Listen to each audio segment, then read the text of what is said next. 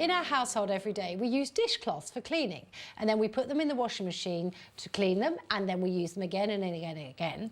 And eventually they get holes in, and you think, oh dear, these dishcloths are tired and old, and they need another life. Well, actually, they can have another life, because if you dye them, they are absolutely gorgeous. So pick the ones with the holy ones, or the ones with all the holes and all the things like that. You've got a lovely one there, Marilyn, because we're going to be doing all sorts of lovely things with these afterwards. So, Marilyn, could I suggest that while I'm just sharing the idea of dyeing, can you be loading half those old dishcloths into this that's already made? And while I'm here, got your gloves on. Very important to have gloves, because obviously you do not want to have blue hands or hands that match your dishcloths. Also, what are these called? These are tumble dryer cloths? The tumble dryer cloths that you put in to make your fabric soft. They, again, we have one come out of the tumble dryer and you just think, oh, there's a nice piece of fabric there, what can I do with it? Well, let's dye some and see what happens, shall we? So put those in there.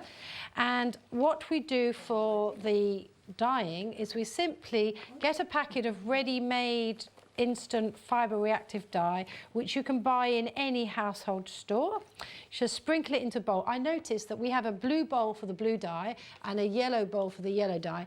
It's only because we do a lot of dyeing and we don't need to get confused. Now we just simply pour the water into the bowl.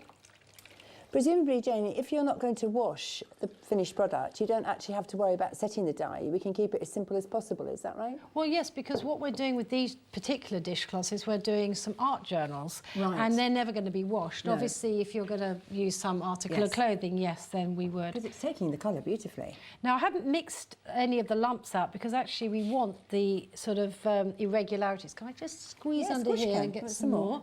Now what we're going to do is we're just going to literally leave these dishcloths in this dye. Look, it's taking slowly and surely.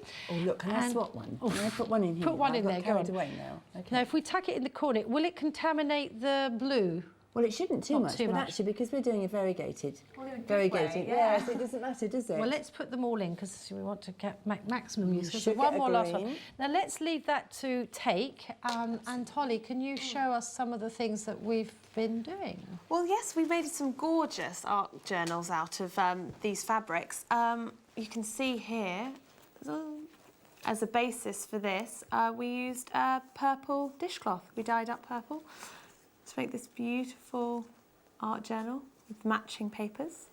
You can't see a lot of the dishcloth in that, can you? If it's just sort of really very much the background. This one shows it quite well. Really well here. The reason I like these dishcloths in particular, and the floor cloths that actually come to it, is if you look closely, the texture is just so scrummy. And it frays well too, doesn't it? So you get that ragged look. And you can stitch these, you can embellish them. We've got here that, now Holly, that was made with all our scraps, wasn't it? It was, and you can see the scraps from these, the purple dishcloths have found their way into this fabric. Absolutely nothing gets thrown away. And Lizzie's got an example of how it made its way into a landscape. Spot the dishcloth, Marilyn, can you find it? Yes, I think I can spot the dishcloth.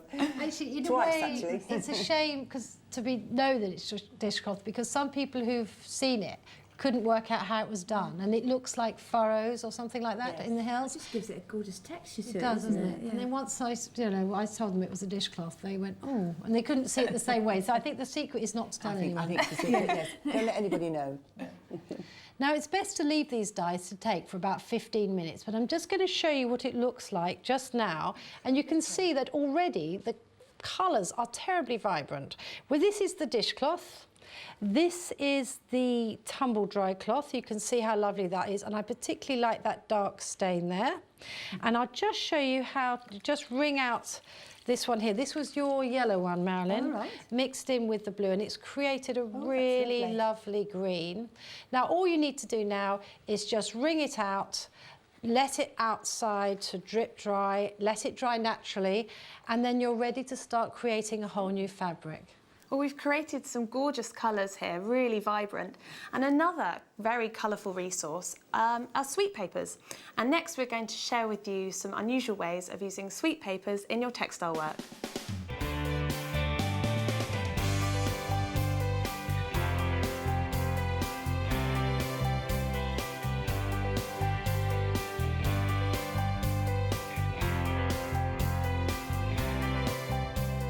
If you'd like to know more and join us on another workshop, please check out our website on www.colouricious.com and we'll be very happy to see you then.